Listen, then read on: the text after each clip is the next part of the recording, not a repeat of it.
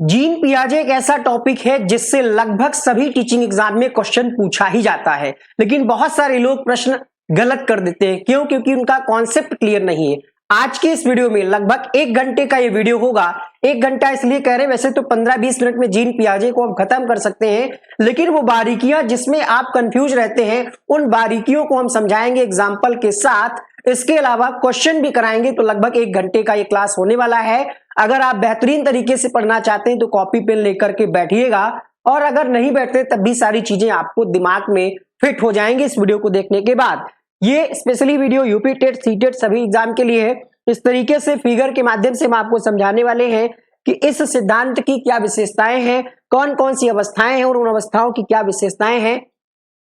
इसके बाद इससे संबंधित जो क्वेश्चंस हैं प्रीवियस ईयर की जो परीक्षाओं में पूछे गए हैं उनको भी कराया जाएगा। इस तरीके से लगभग 50 क्वेश्चन हम आपको आज की इस क्लास में कराएंगे। देखिए, सिद्धांत और उनकी अवस्थाएं सबको पता है, मैटर कहां पे फंसता है, क्वेश्चन कहां पे गलत होता है। जब ऑप्शन में दे देता है कहीं पर आत्मसातीकरण क्या है, समायोजन क्या है, तो बहुत सारे लोग समझ ही नहीं पाते हैं कि इसका मतलब क्या है, स्कीमा क्या है।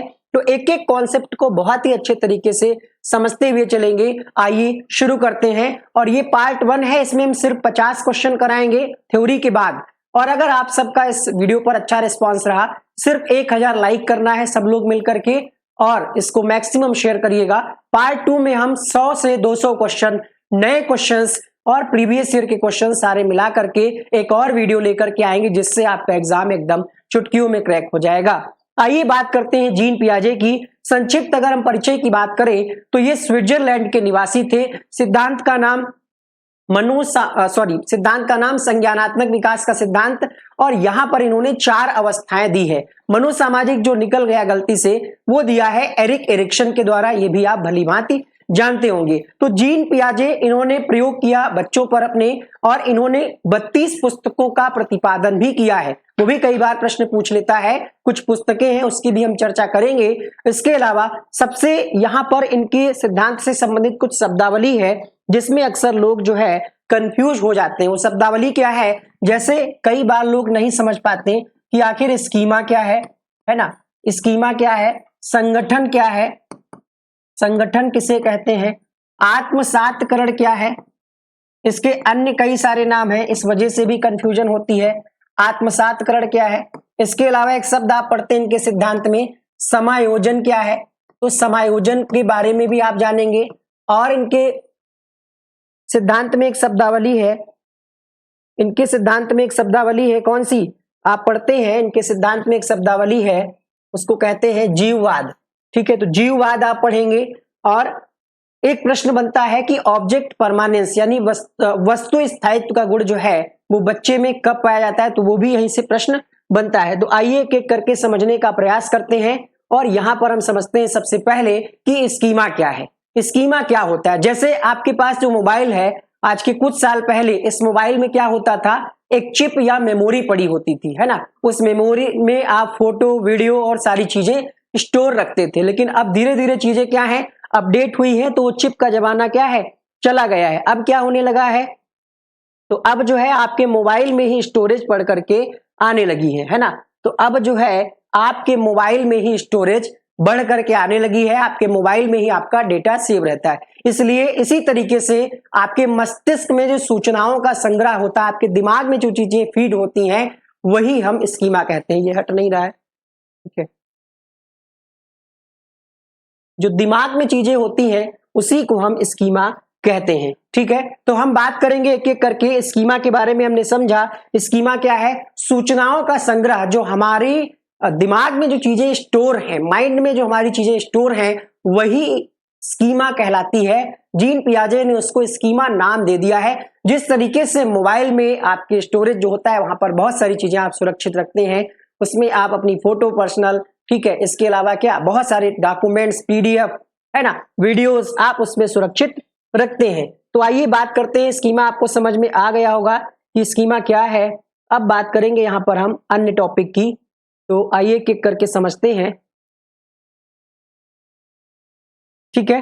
देखिए यहां पर कुछ स्टेटमेंट जो है जीन पियाजे के सिद्धांत से पूछे जाते हैं। पहला कि बच्चा क्या है, बच्चा नन्हा वैज्ञानिक है, जो ज्ञान की संरचना का निर्माण स्वयं करता है। ये कथन किसका है? जीन पियाजे का है। जीन पियाजे संरचनावादी मनोवैज्ञानिक थे। प्रश्न ऐसे भी पूछा जा सकता है कि निम्नलिखित में से किससे संबंधित है? व्यवहारवाद, गेस्टाल्टवाद, मानवतावाद, संरचनावाद या फिर ऑप्शन में निर्मितवाद भी मिल सकता है। तो जीन पियाजे का संबंध किस वाद से है, किस संप्रदाय से है? ये संरचनावादी मनोवैज्ञानिक है। बच्चे नन्हे वैज्ञानिक हैं, ये किसका कहना था? तो ये जीन पियाजे का कहना था कि ज्ञान की संरचना का निर्माण बच्चा स्वयं करता है। स्विस मनोवैज्ञानिक, इनका मानना था कि बच्चे ज्ञान के सक्रिय निर्माता होते हैं। इन्होंने अधिगम में सक्रिय मतलब एक्टिव लर्निंग को जो है प्रमोट किया और इनका मानना था कि बच्चे संसार के बारे में अपने सिद्धांतों की रचना स्वयं करते हैं। ये स्टेटमेंट प्रश्न पूछा जा सकता है। एक और प्रश्न सीटेट में पूछा गया, मात्रा बनाम प्रकार। तो बच्चों का चिंतन और वयस्कों का चिंतन, इससे संबंधित एक प्रश्न पूछा जाता है, उस चीज को यहां पर मेंशन किया गया है। देखिए, चिंतन अलग अलग होता है, लेकिन मात्रा अगर हम बात करें, मात्रा में अलग अलग नहीं होता है। सोचने का तरीका मतलब प्रकार अलग अलग हो सकता है। हम लोग अब वयस्क हो चुके हैं, तो हम लोग सोचेंगे तो हो सकता है अपनी फैमिली के बारे में, अपनी ग्रोथ यानी अपने करियर के बारे में, जॉब के बारे में सोचेंगे।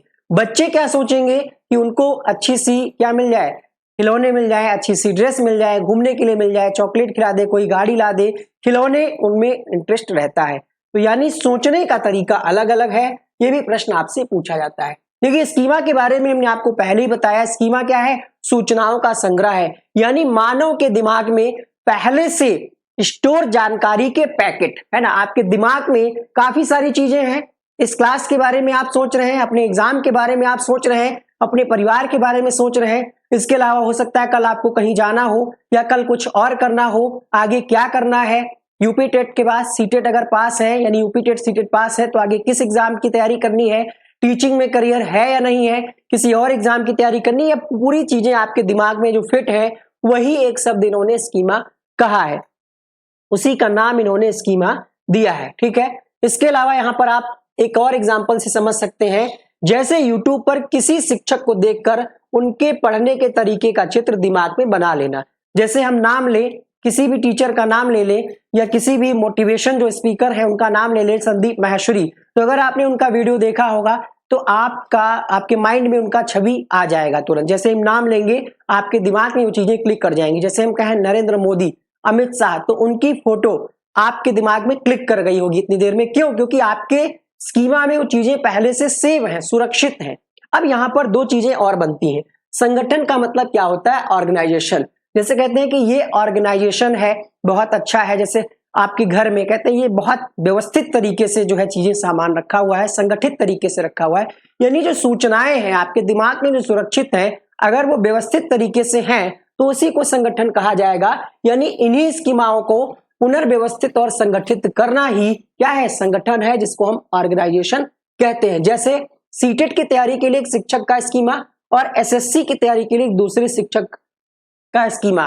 मान लिया आप टीचिंग की तैयारी कर रहे हैं, सीटेट, यूपी टेट, और बहुत सारे बच्चे ऐसे होंगे जो यूपी पुलिस की तैयारी कर रहे होंगे, यूपीएसआई की तैयारी कर रहे होंगे। तो एक हिस्से में यहाँ पर इतना सारा आपका मेमोरी है, कुछ हिस्से में UP TET, CTET, super TET वाला चल रहा होगा और कुछ हिस्से में दूसरी चीजें। यानी ये दो स्कीमा हैं अलग अलग, लेकिन इनको हम व्यवस्थित रूप से जब हम संगठित करते हैं तो वही संगठन कहलाता है ना।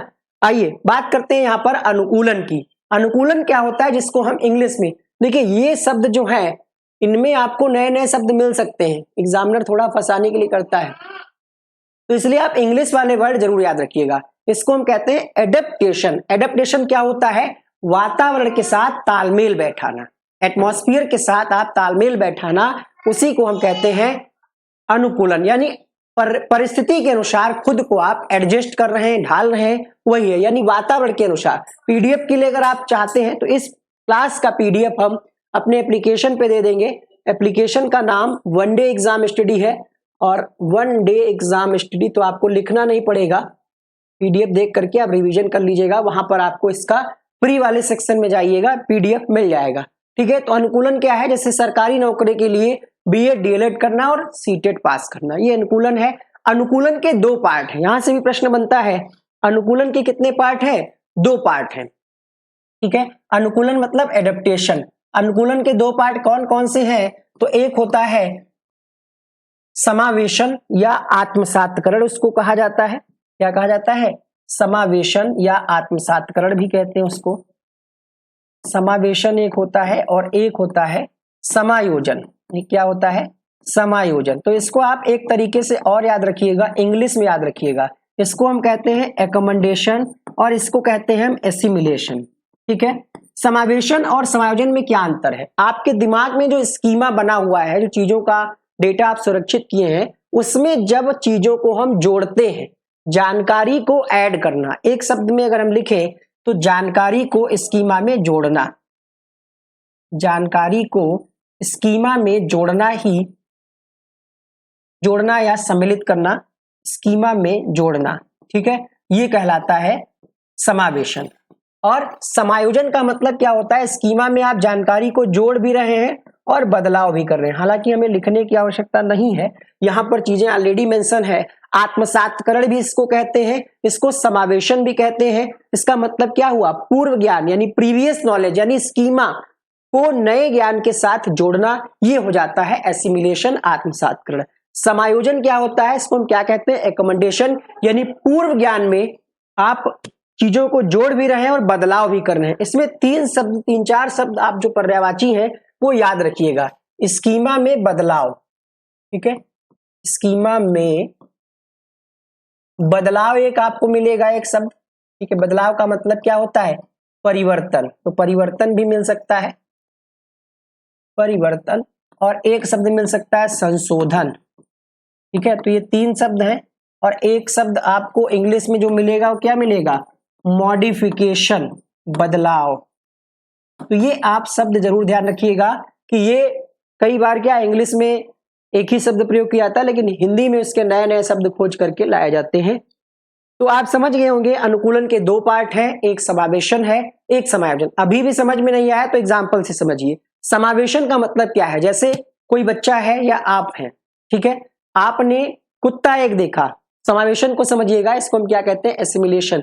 एक आपने काला कुत्ता देखा जिसके 4 पैर थे, है ना, और वो जा रहा था, 4 पैर थे और क्या कर रहा था? भौंक रहा था। लेकिन कुछ देर बाद वो बच्चा आगे बढ़ा, उसने देखा कि एक सफेद कुत्ता है, एक पीला भी कुत्ता है। अब बच्चा कंफ्यूज कि भैया अभी तक तो हमने देखा था वही कुत्ता था, लेकिन अब क्या है? उसको नया अनुभव मिल रहा है कि कुत्ता सिर्फ काला ही नहीं होता है, कुत्ता सफेद भी हो सकता है, कुत्ता पीला भी हो सकता है ना, पीला भी हो सकता है। तो ये क्या है? पहले स्कीमा में उसके काले कुत्ते की प्रतिमा बनी थी, इमेज बनी थी, फिर उसने क्या किया? ऐड कर लिया, अपने स्कीमा में चीजों को ऐड कर लिया कि कुत्ता पीला भी हो सकता है, सफेद भी हो सकता है। तो ये हो गया समावेशन, ठीक है। प्रतिक्रिया क्या है? अपने पूर्व ज्ञान में नया ज्ञान जोड़ा कि कुत्ता सफेद भी हो सकता, कोई बदलाव यहां पर नहीं है, सिर्फ चीजों को ऐड किया गया है। समायोजन में क्या होगा? जैसे कुत्ते का स्कीमा है बच्चे के पास, थोड़ी देर बाद बच्चा आगे बढ़ा, उसने देखा कि बिल्कुल वैसा ही एक और जानवर है ना, एक और जानवर है, वो लोमड़ी भी हो सकता है, वो बिल्ली भी हो सकता है। तो बोलने के तरीके से उसमें कुछ बच्चे को बदलाव दिखा, तो वो क्या है? म्याऊ म्याऊ कर रही थी। यहाँ पर कुत्ता भौंकता है, भौं भौं करता है, म्याऊ म्याऊ कर रही थी। अब बच्चा कंफ्यूज, अरे अभी तो हमने ये देखा था यार कि 4 पैर थे इसके और ये कुत्ता था, अब ये क्या नई बला आ गई? तो वहां पर कुत्ते के साथ साथ बच्चे को यहां पर बदलाव करना पड़ेगा। स्कीमा में बदलाव क्या होगा कि सिर्फ 4 पैर वाला कुत्ता ही नहीं होता है, जानकारी को आप ऐड भी कर रहे हैं और ऐड करने के साथ साथ बदल भी रहे हैं कि 4 पैर वाला सिर्फ कुत्ता ही नहीं होता, बिल्ली भी हो सकती है, लोमड़ी भी हो सकती है। यहां पर हमने बिल्ली के एग्जांपल से आपको समझाया क्योंकि म्याऊ म्याऊ कर रही थी। यानी यहां पर बच्चे ने क्या किया? बच्चे ने अपने पूर्व ज्ञान को संशोधित किया और उसने ये समझा कि 4 पैर वाला जानवर, 4 पैर वाला हर जानवर जो है दिखने में हो सकता है एक जैसा हो, लेकिन जरूरी नहीं कि वो कुत्ता ही हो। इस बात को हम क्या कहेंगे? समायोजन। जानकारी में ऐड करना समावेशन, बदलाव करना समायोजन। अब बात करते हैं यहाँ पर जिसको आप कहते हैं संतुलन या साम्य धारण, जिसको हम इक्विलिब्रेशन कहते हैं। ये वो प्रक्रिया है जो आत्मसातकरण और समायोजन को बैलेंस करती है, संतुलन बनाने का काम करती है। देख सकते हैं यहाँ पर संतुलन का मतलब पुरानी जानकारी से काम चल रहा था, फिर नई जानकारी कुछ सामने आई, फिर थोड़ा सा कंफ्यूजन हुआ, भ्रम हुआ कि अरे ये क्या है, तो कुछ नया है, फिर यहाँ पर असंतुलन की स्थिति हुई, लेकिन समायोजन और समावेशन के माध्यम से वो स्थिति बैलेंस हो गई। समझ में आ गया कि ऐसी और भी चीजें हो सकती, तो ये साम्य धारण या संतुलन कहलाता है। अब इनके सिद्धांत की खास बात क्या है? इनके सिद्धांत की 4 जो अवस्थाएं हैं, उन अवस्थाओं की कुछ कुछ विशेषताएं, उनको भी हम पढ़ेंगे। यूपी टेट में कई बार ऐसे भी प्रश्न पूछा गया है कि जीन पियाजे के संज्ञानात्मक विकास की पहली अवस्था कौन सी है, या दूसरी अवस्था कौन सी है, ऐसे, या तीसरी अवस्था कौन सी है, या चौथी अवस्था कौन सी है। तो चारों अवस्थाओं के नाम और उनके उपनाम भी याद रखना है। पहली अवस्था जैसे यहां पर लिखा है संवेदी गामक अवस्था, जिसको हम क्या कह रहे हैं? Sensory motor stage. Sensory motor, इसको अन्य नाम से अगर हम कहें तो कहीं कहीं आपको इंद्रिय जनित अवस्था लिखा हुआ मिल सकता है ऑप्शन में, इंद्रिय गामक लिखा हुआ मिल सकता है, यानी इंद्रियों के आधार पर यहां पर बच्चा सीखता है, इसलिए इसके अन्य कई सारे नाम हैं। और संवेदी गामक और संवेदी जनित भी आपको लिखा हुआ मिल सकता है, तो ये इसके अन्य नाम है। एज की बात करें तो यहां पर बच्चे की एज कितनी होगी? 0 से 2 वर्ष की यहां पर बच्चा होगा इसके अंतर्गत। फिर आपकी दूसरी अवस्था का नाम क्या है? पूर्व संक्रियात्मक, इसको हम कहते हैं प्री ऑपरेशनल स्टेज, यानी यहां पर बच्चे की एज क्या होगी? 2 से 7 वर्ष के बीच में होगी। फिर आ जाता है मूर्त संक्रियात्मक अवस्था, कॉन्क्रिएट ऑपरेशनल स्टेज, एज की बात करें तो 7 से 11 वर्ष। फिर आ जाता है औपचारिक संक्रियात्मक अवस्था, 11 वर्ष से 15 वर्ष की अवस्था को कहा जाता है। अब एक एक करके हम सभी अवस्थाओं की चर्चा करेंगे, ठीक है। उससे पहले एक क्वेश्चन आपसे हम पूछेंगे। वो क्वेश्चन क्या होगा? वो क्वेश्चन होगा स्कीमा से संबंधित। जैसे ये क्वेश्चन है, आपसे पूछा जाए, हमको पहले कराना था लेकिन थोड़ा सा दिमाग से उतर गया, कोई बात नहीं। मानसिक संरचनाएं जो चिंतन के निर्माण प्रखंड है, इसके लिए जीन पियाजे ने किस शब्द का प्रयोग किया? तो हमने आपको क्या बताया था? दिमाग में जो चीजें फीड होती हैं आपके मेमोरी में, उसके लिए जीन पियाजे ने क्या कहा है? स्कीमा कहा है, ठीक है। ये मानसिक संरचनाएं हैं जिसको जीन पियाजे ने नाम क्या दे दिया? स्कीमा। इसी से संबंधित और भी प्रश्न बन सकते हैं। पियाजे के अधिगम के संज्ञानात्मक सिद्धांत के अनुसार वह प्रक्रिया जिसके द्वारा संज्ञानात्मक संरचना को संशोधित किया जा रहा है, उसको क्या कहेंगे? तो हमने क्या बताया था? संशोधन मिलेगा ऑप्शन में, बदलाव मिलेगा, परिवर्तन मिलेगा, तो आपका आंसर जाएगा समायोजन। तो ये चीज आप ध्यान रखिएगा। अन्य प्रश्नों की बात करें तो स्कीमा से संबंधित आपका पहला प्रश्न है, देखिए क्या पूछा जा रहा है? स्कीमा का अर्थ क्या है? सीखने की तकनीकी, मानसिक संरचना, रक्षा तंत्र, प्रेरणा। तो अब आपका उत्तर गलत नहीं होगा। स्कीमा क्या है? मानसिक संरचनाएं हैं जो चिंतन के निर्माण प्रखंड है, उसी को स्कीमा कहा जाता है। दूसरा है स्कीमा का सिद्धांत किसने दिया? तो स्कीमा का सिद्धांत फ्रायड ने नहीं दिया, स्किनर ने नहीं दिया, पावलाव ने नहीं दिया, किसने दिया? जीन पियाजे के द्वारा ये दिया गया। तीसरा है स्कीमा का संबंध किससे होता है? अल्पकालीन स्मृति, संवेदी स्मृति, दीर्घकालीन स्मृति, मोटर स्मृति। बताइए, स्कीमा आपके दिमाग में जो चीजें सेव है, सुरक्षित हैं, वो कुछ समय के लिए नहीं है ना, ना ही सेंसरी है, वो हम कहेंगे लॉन्ग टर्म मेमोरी। यहां पर आपका ऑप्शन नंबर सी सही हो जाएगा। जब बच्चा नई जानकारी को पुराने स्कीमा में समाहित करता है तो इसको क्या कहते हैं? समायोजन, आत्मसातीकरण, संतुलन या फिर अनुकूलन। नई जानकारी को पुराने स्कीमा में समाहित करता है तो इसको क्या कहते हैं? चलिए इसका आंसर आप सभी लोग कमेंट बॉक्स में लिखिएगा। अभी क्लास खत्म नहीं हुई है, देखते हैं आपने कितना सीखा है। जब बच्चा अपने स्कीमा में परिवर्तन करता है तो उसे क्या कहते हैं? तो अभी अभी हमने आपको बताया जब परिवर्तन की बात होगी तो क्या आंसर जाएगा? समायोजन जाएगा। अगला प्रश्न है स्कीमा किस प्रकार की इकाई है? भावात्मक, जैविक, संज्ञानात्मक, सामाजिक। तो स्कीमा का संबंध किससे है भाई? मस्तिष्क से है एक तरीके से। तो ये संज्ञानात्मक इकाई है, इसको आप देख नहीं सकते, इसको आप महसूस नहीं कर सकते, तो ये क्या है? संज्ञानात्मक इकाई है, ठीक है। स्कीमा का उदाहरण कौन सा है? रोना, सोचना, कुत्ते की मानसिक छवि, भूख लगना। मानसिक छवि शब्द ही ऐसा अलग ऑप्शन आपको लग रहा है, तो ये जो है स्कीमा का उदाहरण है। स्कीमा के विकास में कौन सी प्रक्रिया मुख्य है? अनुबंधन, प्रयास एवं त्रुटि, आत्मसातीकरण, समायोजन, प्रोत्साहन। तो स्कीमा के अंतर्गत ही आप पढ़ते हैं अनुकूलन के 2 पार्ट हैं, समावेशन और समायोजन, यही आपका आंसर हो जाएगा, क्योंकि स्कीमा के विकास में इन्हीं दोनों फैक्टर की भूमिका रहती है।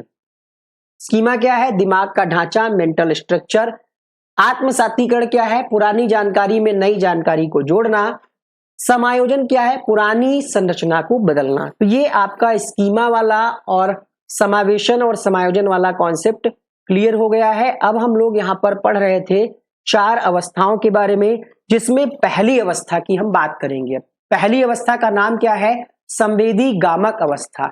यहाँ पर बच्चा जन्म लेता है तो पहली अवस्था यही होती है, इसीलिए कहा जाता है 0 से 2 वर्ष, या हम 0 से इसको हम 24 माह लिख लें। ठीक है, यहाँ पर जैसा कि नाम से ही पता चल रहा है संवेदी गामक, और इसको इंद्रिय गामक भी कहते हैं, इंद्रिय जनित भी कहते हैं, यानी बच्चा यहाँ पर इंद्रियों के माध्यम से सीखता है।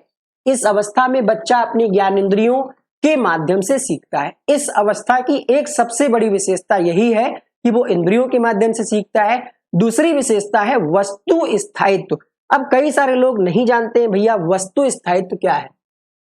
वस्तु स्थायित्व ये कई बार, अब तो खैर इतना सोर्सेज हो गया है, कई बार इसका आंसर क्या है, कई जगह पूर्व संक्रियात्मक अवस्था, अभी भी कई किताबों में इसका आंसर पूर्व संक्रियात्मक अवस्था दिया गया है। जब आप एनसीईआरटी देखेंगे तो आपको मिलेगा कि ये संवेदी गामक अवस्था की ये विशेषता है, और खासकर ये विशेषता 18 से 24 माह के बच्चे में देखी जाती है। होता क्या है वस्तु स्थायित्व, इसको इंग्लिश में कहते हैं ऑब्जेक्ट परमानेंस।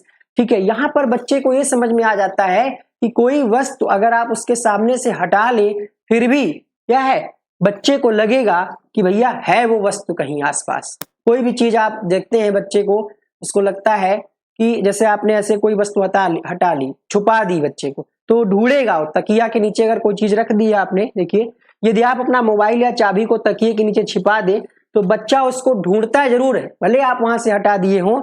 यानी बच्चे के दिमाग में उसकी छाप बन चुकी है, और फिर वो बच्चा कहेगा ये कहाँ है, वो कहाँ है, पूछेगा आपसे पापा ये कहाँ। अगर बोल लेता है तो बोल करके पूछेगा। ठीक है, यहां पर हम बात करेंगे पूर्व संक्रियात्मक अवस्था की। तो 0 से 2 उधर आपने पढ़ लिया, विशेषताएं भी पढ़ ली। 2 से 7 वर्ष की अवस्था होती है पूर्व संक्रियात्मक अवस्था। इसमें क्या है, बच्चा प्रतीकों के माध्यम से चीजों को सीखना शुरू कर देता है। मतलब बच्चे में सिंबॉलिक थॉट आ जाता है, प्रतीकात्मक विचार का विकास आ जाता है। मतलब चीजें अगर बच्चे को आप फिगर दिखा देंगे, चित्र दिखा देंगे, तो वो चीजों के मतलब चित्रों के माध्यम से वस्तुओं को पहचानना शुरू कर देगा। जैसे बच्चा प्रतीकों का उपयोग करने में निपुण हो जाता है। झाड़ू या लकड़ी के डंडे को घोड़ा मान करके उसकी सवारी करता है, चिप्स को तितली, यानी ये सब करता है। कोई भी वो ऐसा खिलौना पा जाए, उसको लगता है, उसको ये नहीं पता है कि ये वाइपर है, ये झाड़ू है, उसको तो अपने खेलने से मतलब है। यानी यहाँ पर प्रतीकात्मक, जैसे आप बच्चे को सिखाते हैं, 1-2 बार अगर बता दीजिए बच्चे को कि ये पेन है, तो जैसे ही आप पेन पूछेंगे तो बच्चा ढूंढ के ले आएगा। आसपास अगर रखा है, ठीक है, तो ढूंढ के ले आएगा। उतना नहीं है कि प्रत्यक्ष चिंतन आ जाए, कहीं आपने दूर रख दिया छिपा करके अलमारी में तो ले आए, लेकिन अगर सामने आसपास रखा है तो उसके माइंड में पेन है, घोड़ा है, जैसे बच्चे को सिखाया जाता है ना, H for horse, horse means घोड़ा, ऐसे बहुत सारी चीजें। तो यानी यहाँ पर प्रतीकात्मक विचार का विकास होने लगता है। जीववाद क्या है, जिसको हम एनिमिज्म कहते हैं, ये किस अवस्था की विशेषता है? 2 से 7 वर्ष पूर्व संक्रियात्मक अवस्था की विशेषता है। जीववाद मतलब जो वस्तुएं निर्जीव होती हैं, जैसे गाड़ी हो गया, कोई आपका कोई भी ऐसा सामान, आप तो जानते ही होंगे कि निर्जीव क्या हो गया, लेकिन बच्चे को नहीं पता है निर्जीव। जैसे बच्चे के लिए आप खिलौना लाते हैं, ट्रक है, बहुत सारे खिलौने आते हैं, कार है, ट्रक है, गुड़िया लाते हैं, तो छोटा बच्चा उसको लगता है कि इसमें जान है। गुड़िया के लिए वो खाना लाता है या लाती है बच्ची और खिलाती है, उसको सुलाती है, उसके ऊपर कपड़े यानी चादर वगैरह जो भी उसके पास है उड़ाती है, ऐसे उसके पास मुंह के पास ले जाती कि ये खाओ खाओ कहती है। यानी बच्चे को क्या लगता है कि उसमें जान है। यानी एक लाइन में कहें तो निर्जीव और सजीव वस्तुओं में अंतर ना कर पाना ही जीववाद है। जब बच्चा ये ना जान पाए कि कौन सी वस्तु सजीव है या निर्जीव है, उसी को हम कहते हैं जीववाद। जैसे बच्चे को चोट लगने पर अक्सर ये होता है हम लोग के घरों में, तो बच्चे को शांत कराने के लिए माँ क्या करती है, जिस चीज से चोट लगी होती है, चाहे वो कोई वस्तु हो या कोई दीवार हो, लकड़ी का कोई कुछ भी हो, तो उस पे मारती है। बच्चे को लगता है कि हाँ अब हम खुश हैं, क्योंकि जो जिसने हमको चोट मारा था उसको भी चोट दे दी गई है, तो बच्चा क्या है, खुश हो जाता है, क्योंकि उसको लगता है वो सजीव वस्तु है, उसको भी दर्द हुआ होगा। ठीक है, अब यहाँ पर हम बात करते हैं, इसकी कुछ सीमाएं हैं, यहाँ से प्रश्न बनता है। यहाँ पर बच्चा अहम केंद्रित होता है क्या? हाँ, अहम केंद्रित का मतलब क्या है, बच्चे को लगता है कि जो वो कर रहा है वही सही है। अगर वो भाग रहा है और देखता है कि सूर्य भी मेरे साथ भाग रहा है, तो उसको बड़ी खुशी मिलती है, उसको लगता है हाँ, हम ये कर रहे थे ये सही है और यही सबको करना चाहिए। इसी को कहते हैं जीववाद, इसको हम इगोसेंट्रिज्म कहते हैं, अहम केंद्रित कहते हैं। जीन पियाजे इसमें एक और आप लाइन जोड़ लीजिएगा कि खुद से बच्चा जब बात करता है, स्वयं से अकेले बैठा होता है, तो उसको जीन पियाजे कहते हैं इगोसेंट्रिक स्पीच, अहम केंद्रित वार्ता। जबकि वाइगोत्स्की जो है खुद से बात करने को क्या कहते हैं, प्राइवेट स्पीच या निजी वार्ता कहते हैं। मैं जो सोचता हूं वही सही है, बच्चा मानता है कि पूरी दुनिया उसके नजरिए से देखती है। अपलटावी गुण, जिसको इरिवर्सिबिलिटी कहते हैं, जैसे 4 और 6 मिलकर के 10 हो जाता है, लेकिन बच्चे को ये नहीं पता कि 6 और 4 भी 10 हो जाएगा। यानी 4 और 6 तो 10 है, लेकिन 6 को यहां लिख दें और 4 को ये लिख दें, तो बच्चे को ये नहीं पता कि ये भी 10 हो जाएगा, है ना। एक और अच्छा इसका एग्जाम्पल है, जैसे हम इंग्लिश में ऐसे एक वर्ड बना दें, ये क्या बना हुआ है, ये बना हुआ है आपका एफ, है ना। एफ में हमें सिर्फ एक और डंडी खींचनी है और ये बन जाएगा ई।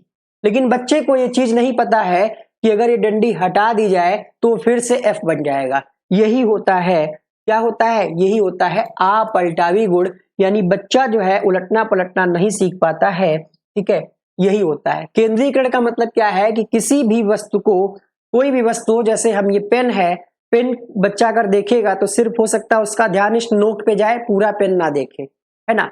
कोई भी ऐसी वस्तु हो, जैसे अब कैसे मोबाइल, इसी से समझ लीजिए। ठीक है, बच्चा सिर्फ एक ही केंद्र पर उसको ध्यान देता है, एक ही विशेषता पर ध्यान देता है, क्योंकि जैसे जब बच्चा मोबाइल उठाता है, अगर धोखे से कैमरा खुल गया तो उसको लगता है बस इससे फोटो ही खींची जाती है। इस अवस्था में फिर धीरे धीरे जब बच्चे की एज बढ़ती तो जान जाता है कि इससे बात भी होती है, बहुत सारी चीजें हैं।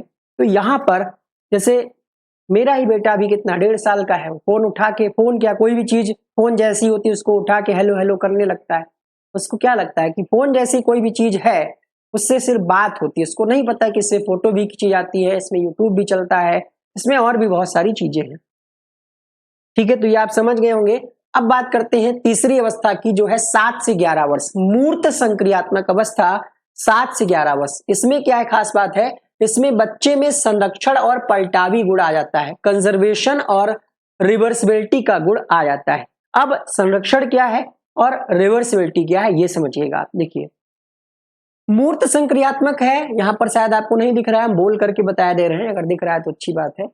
मूर्त संक्रियात्मक यानी बच्चे में मूर्त वस्तुओं को देख करके चिंतन की प्रवृत्ति विकसित हो जाती है, यानी मूर्त चीजों को देख करके बच्चा तर्क करना शुरू कर देता है। बच्चा समझ जाता है कि बर्तन का आकार बदलने से मात्रा नहीं बदलती। इसका एक और एग्जांपल है, जैसे मेकअप लोग कराते हैं, महिलाएं जो है मेकअप कराती है शादी पार्टी में जाने के टाइम, तो जो ओरिजिनल चीज है, ठीक है, जो ओरिजिनल किसी का भी शरीर है, हमारा ही क्यों ना हो, हम लोग कितना भी बालों में मेहंदी, है ना, शेविंग करा लें, सेट करा लें, बहुत सारी चीजें, लेकिन हमारा शरीर थोड़ी बदल जाएगा। यही कहता है ये गुण, यानी संरक्षण का गुण यही कहता है।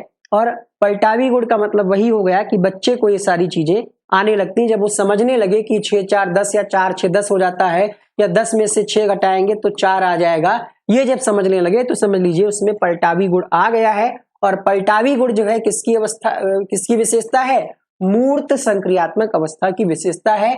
इसको हम इंग्लिश में क्या कहते हैं, कॉन्क्रिएट ऑपरेशनल स्टेज।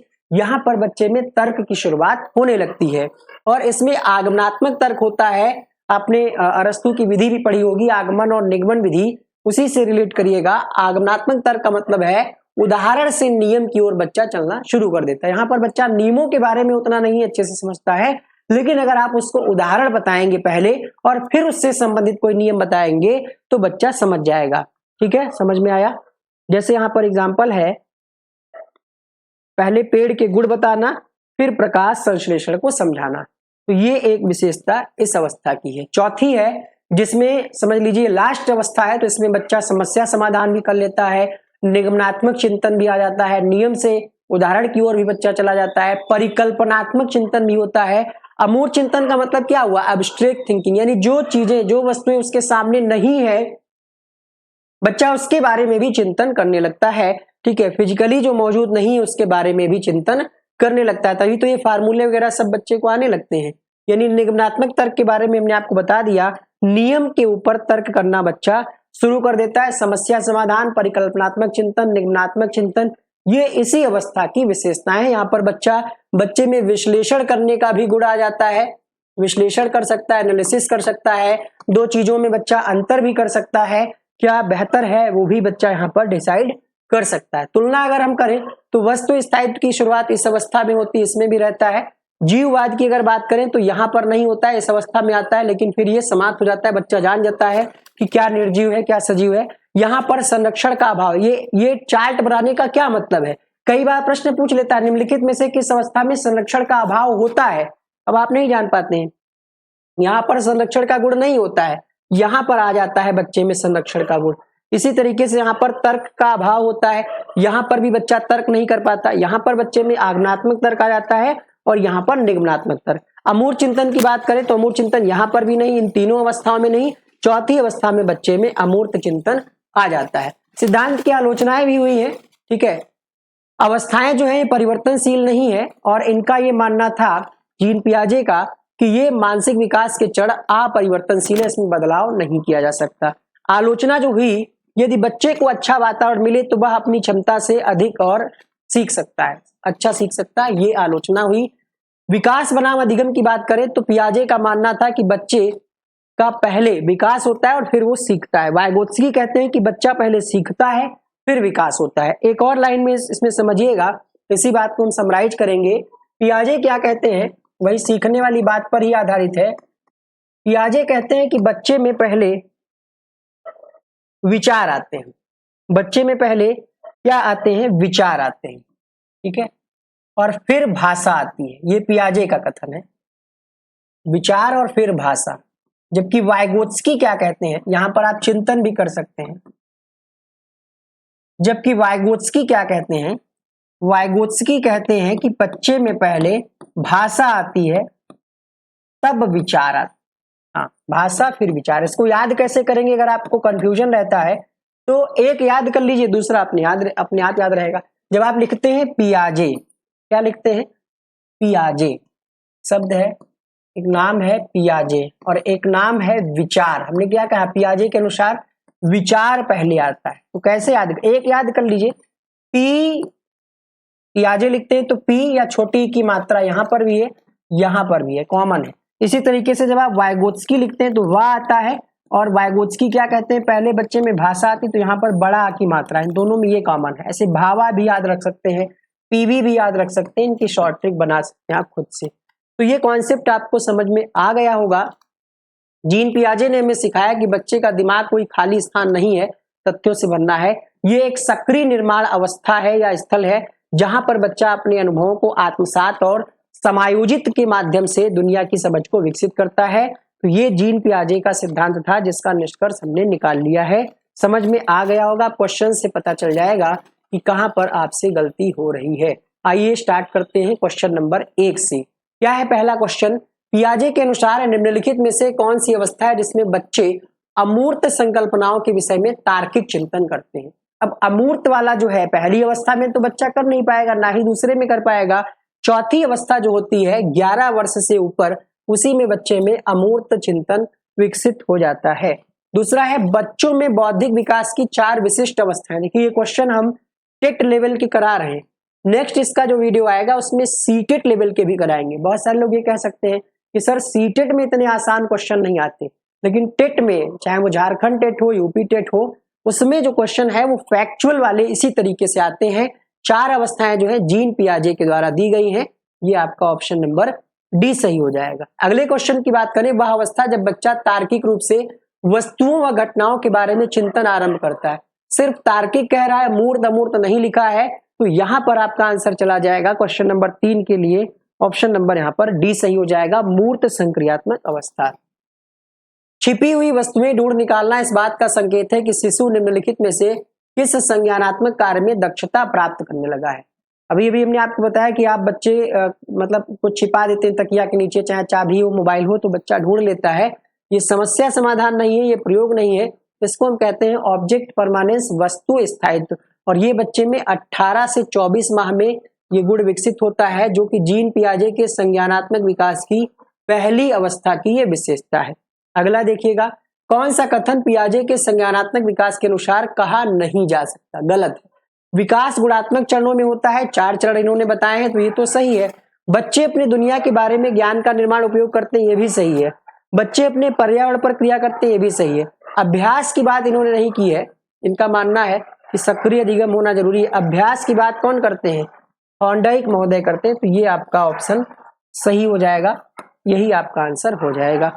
अगला देखिएगा, बालकों की सोच अमूर्तता की अपेक्षा मूर्त अनुभवों एवं प्रत्ययों से होती है। यहाँ पर बच्चे कंफ्यूज हो जाते हैं, ये पढ़ा इतना अमूर्तता और लगा दिया 12 वर्ष से, गलत हो जाएगा। पूरा प्रश्न पढ़ करके आंसर करिएगा, एग्जामिनर थोड़ा सा घुमा फिरा करके प्रश्न पूछ सकता है, कूट वाले भी क्वेश्चन आने लगे हैं।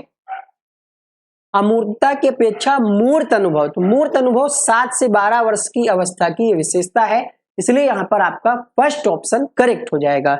वीडियो को लाइक नहीं किया भाई आपने अभी तक, हमने क्या कहा 1000 लाइक तो होनी ही चाहिए। अगर आपको क्लास पसंद आए तो लाइक करिए, नहीं पसंद आए तो डिसलाइक करिए और नीचे कमेंट में अपना फीडबैक दीजिएगा। पियाजे के संज्ञानात्मक विकास सिद्धांत के अनुसार संवेदी क्रियात्मक, तो संवेदी क्रिया यानी जन्म से 2 वर्ष, इसमें ज्यादा व्याख्या नहीं कर रहे हैं क्योंकि थ्योरी ऑलरेडी पढ़ा ही चुके हैं। घटना और वस्तुओं के बारे में बच्चा तार्किक रूप से सोच सकता है, पियाजे के चरणों के संबंध में सही कथन। और एक बात, अगर ये आपको सीरीज अच्छी लग रही तो जरूर कमेंट करके बताइएगा।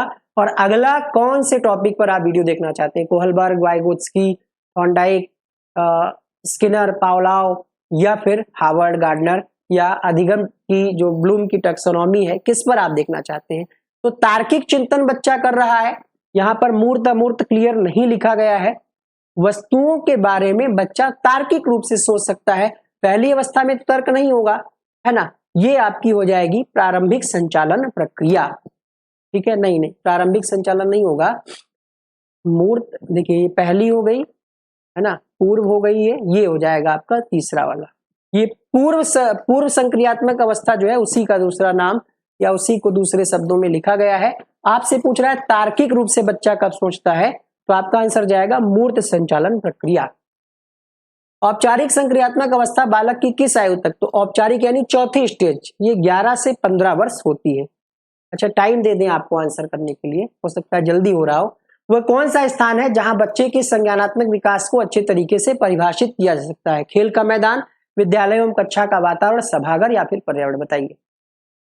संज्ञानात्मक विकास है, संज्ञानात्मक विकास के लिए सबसे अच्छा जो माहौल मिलेगा बच्चे को विद्यालय में मिलेगा, विद्यालय एवं कक्षा का वातावरण। बच्चे दुनिया के बारे में अपनी समझ का सृजन करते हैं, इसका श्रेय किसको जाता है? पियाजे, पावलोव, कोहलबर्ग, स्किनर। तो ये स्टेटमेंट किसका है? जीन पियाजे का है, पहला विकल्प सही हो जाएगा। पियाजे के सिद्धांत के अनुसार प्राक संक्रियात्मक अवस्था की अवधि कौन सी है? प्राक संक्रियात्मक कहा जाए या पूर्व संक्रियात्मक अवस्था कहा जाए, 2 से 7 वर्ष हो जाएगी। इसको इंद्रिय गामक कहते हैं। 4 से 8 तो कोई होती नहीं, 5 से 8 कोई होती नहीं। अगला देखिएगा, पियाजे के संज्ञानात्मक विकास के चरणों के अनुसार इंद्रिय गामक का संबंध किससे है? क्या पहली अवस्था में बच्चे को समाज के बारे में पता होगा?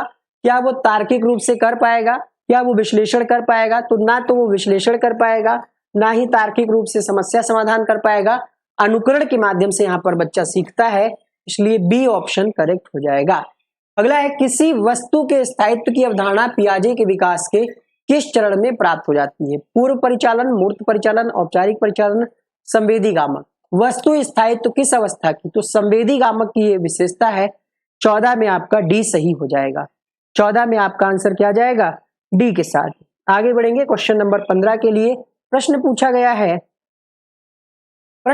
है पियाजे मुख्यतः किसके लिए जाने जाते हैं? भाषा विकास, संज्ञानात्मक विकास, नैतिक विकास, सामाजिक विकास। तो पियाजे के सिद्धांत का क्या नाम है? संज्ञानात्मक विकास का सिद्धांत, इसलिए बी सही हो जाएगा। 16वां प्रश्न है, बालकों की सोच। ये क्वेश्चन हो चुका है, मूर्त अनुभव वाला क्वेश्चन है ये। तो मूर्त अनुभव बच्चे में 7 से 12 वर्ष में आ जाते हैं। अगला है, पियाजे के अनुसार बौद्धिक विकास का निर्धारक तत्व नहीं है। सामाजिक संचरण, अनुभव, संतुलनीकरण, इनमें से कोई। ये क्वेश्चन आपने थ्योरी में नहीं पढ़ा है, थोड़ा सा अलग क्वेश्चन है।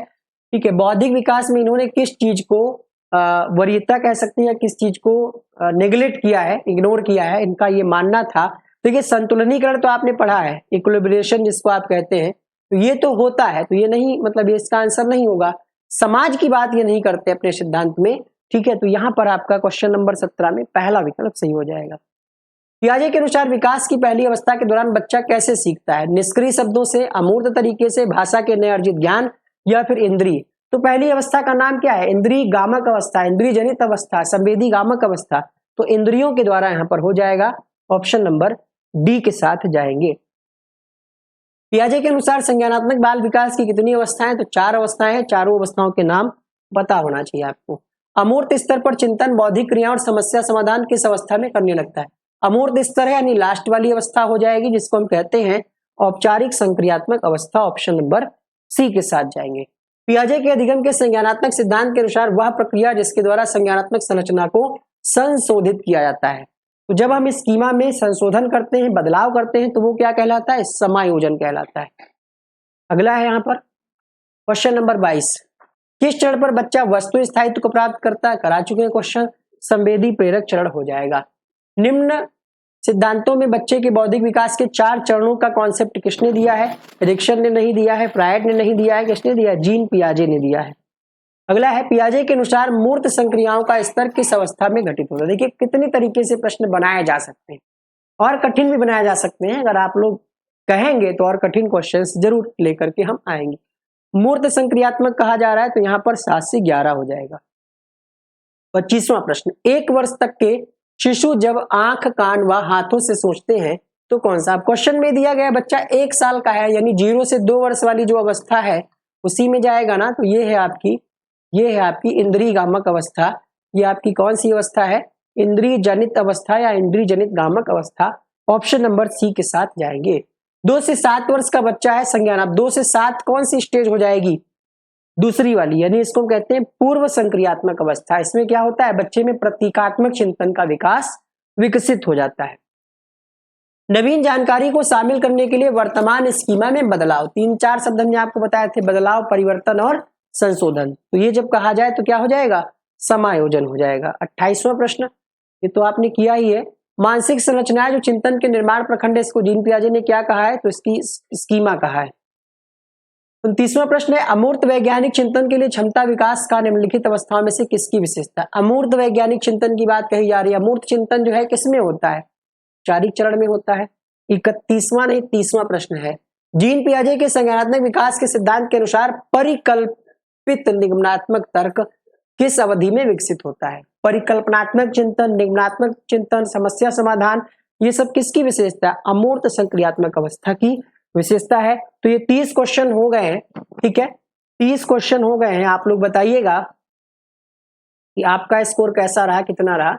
और एक क्वेश्चन हम आपके लिए छोड़ते हैं होमवर्क के लिए, एक क्वेश्चन आपके लिए छोड़ते हैं, ये वाला क्वेश्चन जो है इसका उत्तर आप सभी को कमेंट बॉक्स में देना है। थोड़ा सा अलग क्वेश्चन है, नया क्वेश्चन है, देखते हैं कितने लोग इस प्रश्न का सही जवाब कर पाते हैं। ये वीडियो कैसा लगा, पता नहीं कितने मिनट का हुआ होगा, 1 घंटे हमने आपसे कहा था।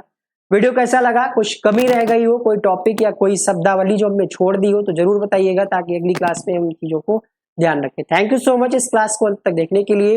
लाइक करें, शेयर करें और सब्सक्राइब करें। और जो फ्री क्लासेस चल रही हैं, ठीक है, उनको भी आप देखें, प्लेलिस्ट जो है नीचे दे दी गई है, डिस्क्रिप्शन बॉक्स जरूर चेक करें।